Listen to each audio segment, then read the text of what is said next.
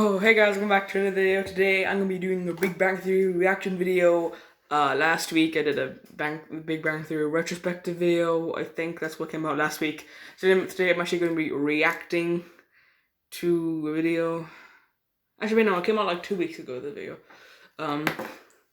Yeah, I've been uploading that. I have been uploading regularly recently, but I just haven't been able to record as much videos. There's usually a bunch of videos stockpiled up, but I only have like one by the time I'm recording this. So I'm pretty annoyed with myself. But whatever, let's go. Big Bang Theory, the entire Big Bang Theory story finally explained. I might be reacting to more of these Big Bang Theory videos because I want to. That's why I do videos. While the Big Bang Theory's storyline was never particularly hard to follow, it can still be helpful to have an overview. That's why we're running down the story of Leonard, Sheldon, Howard, Raj, Penny, Amy, and Bernadette for anyone who just can't get enough. What about... The Big Bang Theory takes place in Pasadena, California, and the action's confined almost entirely to a few apartments. It centers around the misadventures of physicists Leonard Hofstadter and Sheldon Cooper, as well as their fellow Caltech. This is the start of the show. Leonard looks a bit different, but you see, Sheldon doesn't look different at all, and I like that about him. Sheldon doesn't change throughout the whole series, and it's obvious. He doesn't like change. He's not going to change anything about him. He barely changes throughout the whole series with, his looks. Of course, personality-wise, he actually does change. Scientists, neighbors, and romantic partners. Sheldon is a theoretical physicist with a genius-level IQ who has trouble grounding himself in the real world. At the beginning of the series, he holds an incredibly condescending view of non-scientists and believes himself to be an unparalleled intellect. Leonard has a much kinder view of the world. However, both he and Sheldon have trouble interacting with ordinary people, particularly women. Throughout the series, romantic partners and other people bring the two of them and their friends, astrophysicist Raj Koothrappali and engineer Howard Wolowitz, out of their respective shells. The catalyst for this introduction to the outside world is waitress and aspiring actress Penny, who moves in across the hall from Leonard and Sheldon in the pilot episode. She makes friends easily, and her proximity to the scientists helps to drag them out of their insular lives. Sheldon and Leonard were already living together before the series began, and thus plenty of resentment already exists between them when the pilot airs. Sheldon is frequently a tyrant, stubbornly refusing to adjust his routine or consider the feelings of others. This leads to frequent fights during which Leonard seeks refuge in Penny's apartment. One such fight happens at the beginning of the Season 3 episode, The Staircase Implementation, which goes on to reveal the story of how Sheldon and Leonard first came to live together. That episode was a bit weird. Wasn't it the end of Season 3? After they had broken up. That was a bit weird. I really love this episode, man. Look at Leonard's long hair. How basically Sheldon has set up the room. That was a good episode. Is shown seeking a roommate after first arriving in town to work at Caltech. He meets Sheldon, who quizzes him on sci-fi trivia before allowing him to enter. Original series over Next Generation, but Picard over Kirk. Correct. You've passed the first barrier to roommatehood. At this point, the apartment features a spare living room that indicates an otherwise occupied mind. Instead of the couches and chairs that the main characters spend the majority of their time gathered around, the layout is simply lawn chairs around a card table. When Leonard enters his future bedroom, he discovers that Sheldon's former roommate has painted "Die Sheldon Die" on the wall as a parting gift. Undeterred and in need of a room, Leonard decides to stay. He gets an early glimpse of Sheldon's temperament when he's forced to sign an incredibly detailed roommate agreement that will be used to arbitrate many future disputes. This origin story leads Penny to ask the obvious question: why is Leonard still living with Sheldon? Leonard reveals that despite Sheldon's cold demeanor, he's frequently defended his roommate from potentially harmful situations. For example, there was the time that they discovered that Leonard's former girlfriend, Joyce Kim, was a North Korean spy attempting to get information about an experimental rocket fuel that Leonard was developing. Leonard could have easily been facing treason charges, but Sheldon promised to defend him should the government come looking. There was also the time that Leonard's enthusiasm for his rocket fuel experiments nearly turned deadly. Egged on by Howard and Raj, they attempted to use his fuel in a rocket that Howard had built, but Leonard got the proportions wrong and accidentally created a bomb. Sheldon then correctly calculated how long they had before the fuel detonated. He pushed a panicking Leonard away from the mixture, placed it in the building's elevator, and closed the door right before it exploded, unquestionably saving Leonard's life. Sheldon promised to keep mum about the cause of the destroyed elevator, which remained broken for almost the entire series. Sheldon's ability to protect his friends and the multiple times that he kept Leonard from serious harm demonstrate his true value as a roommate. Leonard, Sheldon, Howard, and Raj all have trouble deviating from their regimented schedules. They've divided their weeks into a routine of visits to the comic book store, gaming nights, and TV viewing parties. But this You don't see much of those gaming nights anymore. I'm sure like season 1 episode 7 was a good gaming night, but like now you don't really see the main 4 characters like hanging out playing video games anymore, or even just binge watching some movies. You'll see that in the later seasons, I guess. Towards like after like season 8 and 9, I guess. Kind of gets less and less as you watch the show, because I am on season 11 now. So the few videos I'm excited to react to after I've watched season 12. Pattern is eventually broken up by romantic interests. Over the course of the series, Leonard's life is shaken by his on-again, off-again relationship with Penny. Howard is reeled in and reformed by his girlfriend and eventual wife, Bernadette. Raj and Sheldon, meanwhile, prove to be tougher nuts to crack. Raj is clinically terrified of women. His phobia is so intense that even though he desperately wants to be in a relationship, he loses the ability to speak in the presence of any woman. He's eventually able to get over this intense fear after he dates a dermatologist named Emily, who proves to have a particular taste for gory movies. They kind of turn me on. And play. As with most parts of life, Sheldon is the notably difficult to budge when it comes to romance.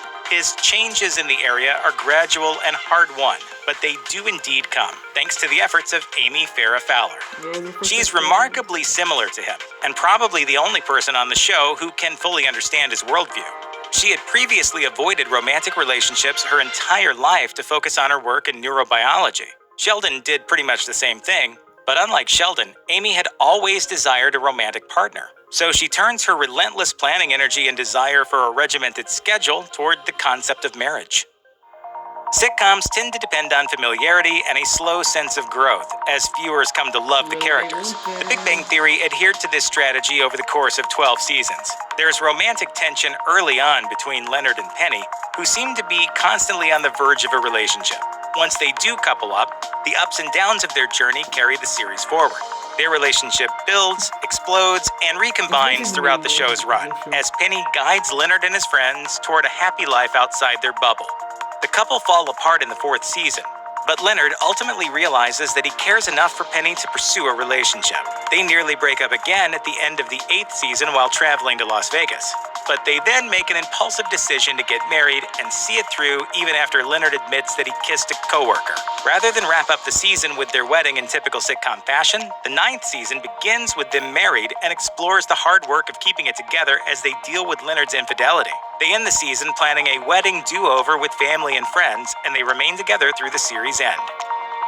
Sheldon's frequently callous attitude toward Amy's feelings leads the two of them to split up and reconcile several times throughout the series. They go on their first date in the season 4 premiere and eventually get married in the season 11 finale, after Sheldon finally realizes that there's no one else on Earth he could envision spending the rest of his life with. Sheldon isn't the only character who shows significant growth on his path to married life, as Howard starts the show as an unrelenting creep whose off-putting behavior sabotages any attempt at a relationship. Howard, where are you going? I'm going home to live my creepy, pathetic life. This is even true in the early stages of his relationship with his eventual wife, Bernadette. She breaks up with him in season 4 after finding out he had cyber relations with his fellow World of Warcraft players. But they ultimately reconcile, and she's able to pull him out from under the thumb of his domineering mother and help him become his own man. They go on to have a daughter and a son, and both of them realize their professional goals. Howard travels to space as an astronaut, while Bernadette earns a PhD in microbiology. It's worth noting that among all the main characters, Raj is given the least to do. Considering how the show develops characters through relationships, his perennially single status... Yeah, it was kind of weird in season 6 and season 6. His cool character trait of not being able to talk to women kind of disappears, which is... It's not a bad thing, but it just kind of shows that there wasn't enough to do with that.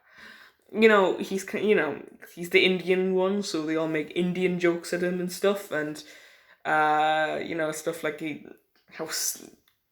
creepy he is towards women and stuff. It's kind of more towards later on. Like, Howard was the creepy one in the first 3 seasons. Then when Howard gets Bernadette, it's more of like the joke that Raj is really lonely, because earlier in the show that wasn't really a big joke because like no one else had any girlfriends, so he was just kind of one of the pack. But now, like after season 4, it kind of gets to the point. It's just for the rest of the show, it's always the kind of bullying Raj because he doesn't have a girlfriend. Then in 6, 7, and 8, he kind of gets a few girlfriends, but doesn't really go to plan. Leaves him nowhere near as much room to change as everyone else. That doesn't mean he's entirely static, though. For much of the series, he suffers from selective mutism.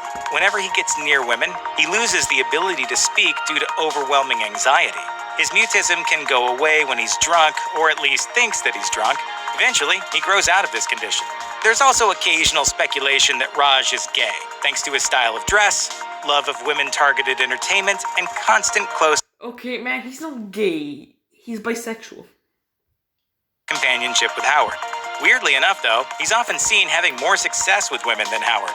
He's actually able to win over some ladies via his uncomfortable silence. He almost ends up married in the final season, as the show finds him in a relationship with a woman named Anu. But that storyline comes to an end when she's offered a job in London, and he opts to stay behind in Los Angeles. Got spoiled. Throughout the series, Man, Penny I always get spoiled with this show. Why? It's always the same bloody thing. I always get spoiled. Bro, I knew that Amy and Sheldon were going to get married before the show started. I knew that a lot. So I just keep spoiling myself with the show. It's so annoying. But I still enjoyed the show anyway. It's fine. But whatever. Another spoiler to kick you off the end of the list. I know that Raj is nearly going to get married. Stupid. keeps the other characters grounded. Most of the other women are brought into the show via their connections to Penny, and the men become fully functioning adults thanks in great part to her I remember the earlier seasons when Penny was just around the 4 of them with their crazy antics. When they played pinball, like that stuff. They did that a few times in the first 3-4 seasons. Now they don't do that at all. I missed the earlier seasons of the show back when I watched then, man. Like, you can definitely see the difference between like this first 3 or 4 seasons and then the rest of the show. Not the first 3 seasons, then season 4 and onwards different. Like, what happened to Penny's friends, man? frequent lessons about the real world. Just like other characters, Penny also matures as she settles into a comfortable adulthood. She follows her friend Bernadette into the world of pharmaceuticals, leaving behind her precarious life as a waitress and aspiring actress for the solidly middle-class existence of a sales representative. The possibility of Penny becoming a mother bookends the series, as she's shown in a flashback at one point fretting over a pregnancy test.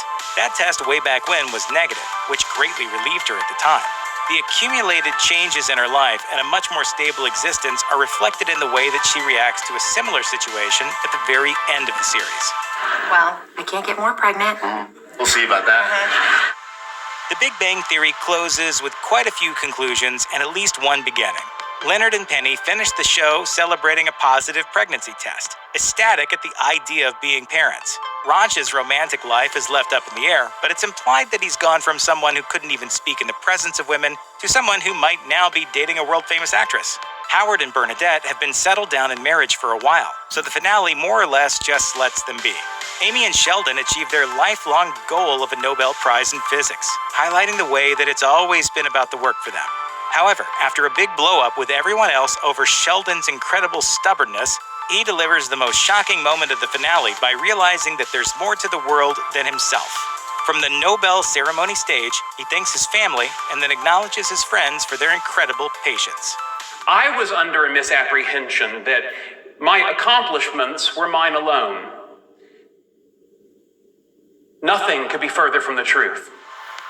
Though The Big Bang Theory has come to an end, fans can still get their fix, as CBS has continued to mine Sheldon Cooper for ratings. Yeah, young Sheldon, it's on season 5 now. So that's great. It's going to continue on. It's going to go on to season 7, that show, and then maybe season 8, so that's cool. Old, in the form of the prequel series, Young Sheldon. It focuses on Sheldon's early life with his family in Texas, and don't be surprised if it ends up sticking around just as long as its predecessor, as it's been a top 10 ratings hit its first 3 seasons. I never thought Young Sheldon would last for 12 seasons, though, you know. It's weird for a prequel to last as long as, like, the original. Yeah, I don't know, man. I feel like it wouldn't, though. You know, it would stop being Young Sheldon. Like, Ian Armitage would be, in his early 20s. And they would probably they'd probably stop after like season 7 or season 8. I feel like they just have to stop. It's supposed to be Sheldon and his family. Like, it's supposed to be Sheldon as a young kid. Okay, he's already turning into like a teenager now. I mean, he's 11, but he's nearly 12 at this stage, I think. Definitely, he could already be 12 in the show. Maybe it just doesn't mention it yet. You know, Missy's becoming like a whiny teenager or a brat. That was mentioned in The Big Bang Theory. So things are starting to wrap up for the show. Not Young Sheldon, I guess not really. But, you know, George's beginning of season 5, we showed that George, you know, he's ready to cheat on his wife. He's ready to do it, okay? Anyway, I think that's enough of that. If someone enjoys the video, please smash the like button. And I will see you next time. Goodbye.